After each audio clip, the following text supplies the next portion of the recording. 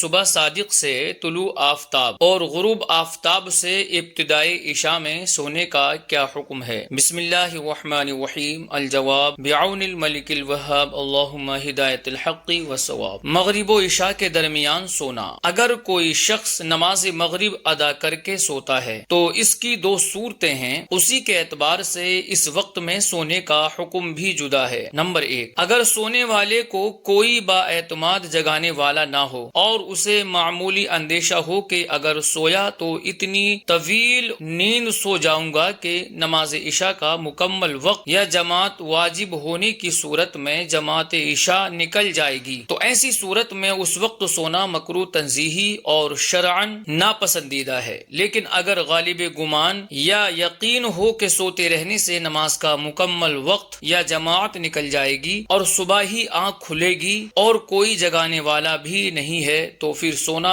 شرعاً ناجائز اور گناہ ہے، کیونکہ یہ سراسر غفلت اور لاپرواہی ہے۔ نمبر 2، اگر سونے والے کو معلوم ہے کہ غفلت کی نیند نہیں سوؤں گا اور اگر سویا بھی تو کوئی بااعتماد جگانے والا موجود ہے جو جماعت کے وقت یا عشاء کی ادائیگی کے لیے جگا دے گا، تو ایسی صورت میں مغرب کے بعد سونے میں اصلاً کراہت نہیں ہے، کیونکہ کراہت کی علت جماعت عشاء یا وقت عشاء کا نکلنے کا اندیشہ تھا۔ جب کسی با اعتماد جگانے والے کی صورت میں یہ اندیشہ ختم ہو گیا تو کراہت بھی باقی نہیں رہے گی بلکہ سونا مباح ہوگا۔ جب وقت یا جماعت نکلنے کا اندیشہ ہو تو ایسی نیند سونا مکروہ ہے، چنانچہ ابو عبداللہ امام محمد بن اسماعیل بخاری رحمت اللہ تعالی علیہ، جن کا سال وصال 256 ہجری 870 عیسوی ہے، یہ روایت کرتے ہیں کہ نبی اکرم صلی اللہ علیہ وآلہ وسلم نماز عشاء کی ادائیگی سے پہلے سونے اور عشاء کے بعد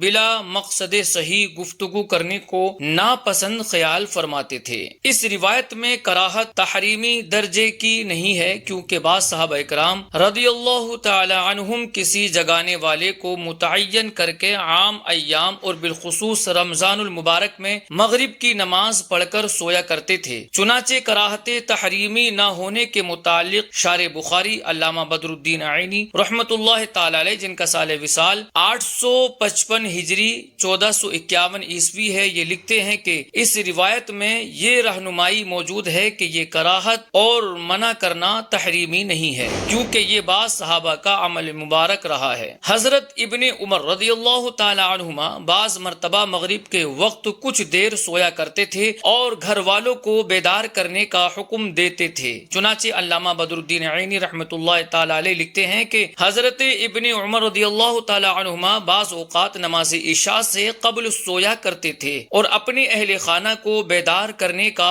حکم دیتے تھے۔ المصنف ابن ابی شیبہ میں ہے کہ حضرت اسود رضی اللہ تعالی عنہ رمضان میں روزہ افطار کرتے، پھر نماز پڑھتے اور مغرب و عشاء کے درمیان سو جایا کرتے تھے۔ یہ دو روایات پیش کی ہیں، بعض دیگر صحابہ و تابعین سے بھی اس وقت میں سونا منقول ہے۔ تفصیل کے لیے المصنف ابن ابی شیبہ کا مطالعہ کیا جا سکتا ہے۔ مغرب و عشاء کے درمیان سونے کی دونوں صورتوں کے متعلق علامہ ابن عابدین شامی دمشقی رحمت اللہ تعالی علیہ، جن کا سال وصال 1252 ہجری 1836 عیسوی ہے، یہ لکھتے ہیں کہ امام طحاوی رحمت اللہ تعالی علیہ نے فرمایا، عشاء کی نماز سے پہلے وقت مغرب میں سونا ایسے شخص کے لیے مکروہ ہے کہ جسے عشاء کا وقت نکل جانے یا جماعت فوت ہونے کا اندیشہ ہو، لہذا اگر کوئی کسی کی ذمہ داری لگا کر سوتا ہے کہ جو اسے جگا دے گا تو پھر اس کے لیے مغرب پڑھ کر سونا مباح یعنی جائز ہے۔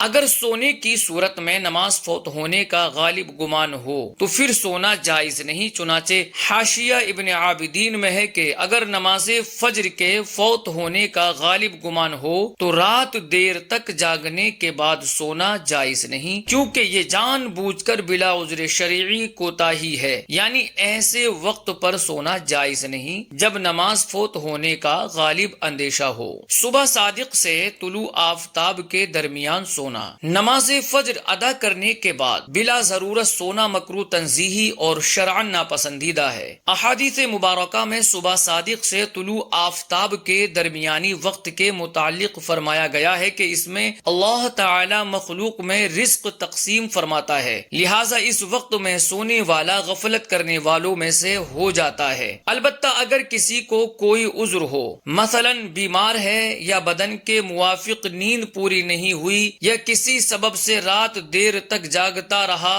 اور اگر اب نہیں سوئے گا تو سارا دن کام کاج میں دشواری ہوگی، تو ایسے شخص کے حق میں فجر ادا کرنے کے بعد اس وقت سونا مکروہ اور ناپسندیدہ بھی نہیں ہے۔ اس وقت میں تقسیم رزق کے متعلق شعب الایمان میں ہے کہ حضرت سیدہ فاطمہ بنت محمد صلی اللہ تعالی علیہ وسلم ورضی اللہ تعالی عنہا فرماتی ہیں کہ نبی اکرم صلی اللہ علیہ وسلم میرے قریب سے گزرے اور میں صبح کے وقت سو رہی تھی تو حضور صلی اللہ علیہ وسلم نے مجھے اپنے پاؤں مبارک سے ہلایا اور فرمایا، اے پیاری بیٹی اٹھو اور اپنے رب سے حصول رزق کے لیے حاضر ہو جاؤ اور غفلت والوں میں سے نہ ہو۔ بے شک اللہ تعالی فجر کا وقت شروع ہونے سے طلوع آفتاب کے درمیان مخلوقات کا رزق تقسیم فرماتا ہے۔ صدر الشریعہ مفتی محمد امجد علی اعظمی رحمۃ اللہ تعالی علیہ، جن کا سال وصال 1367 ہجری 1947 عیسوی ہے، یہ لکھتے ہیں کہ دن کے ابتدائی حصے میں سونا یا مغرب و عشاء کے درمیان میں سونا مکروہ ہے۔ الفقہ الاسلامی و ادلتہ میں ہے کہ فجر کا وقت شروع ہونے کے بعد سونا مکروہ اور ناپسندیدہ ہے، کیونکہ یہ تقسیم رزق کا وقت ہے جیسا کہ روایت سے ثابت ہے۔ البتہ اگر کوئی کسی عذر یا معقول وجہ کے سبب سوئے تو اس کے حق میں کراہت نہیں ہے۔ چنانچہ ابو سعید محمد بن مصطفیٰ خادمی رحمت اللہ تعالی علیہ، جن کا سال وصال 1176 ہجری اور 1762 عیسوی ہے، یہ اپنی کتاب البریقۃ المحمودیہ شرح الطریقۃ المحمدیہ میں بلا عذر کی قید کے ساتھ لکھتے ہیں کہ عذر معقول نہ ہو تو شروع دن یعنی وقت فجر میں سونا مکروہ ہے۔ واللہ اعلم تبارک و تعالی ورسولہ اعلم صلی اللہ علیہ وسلم۔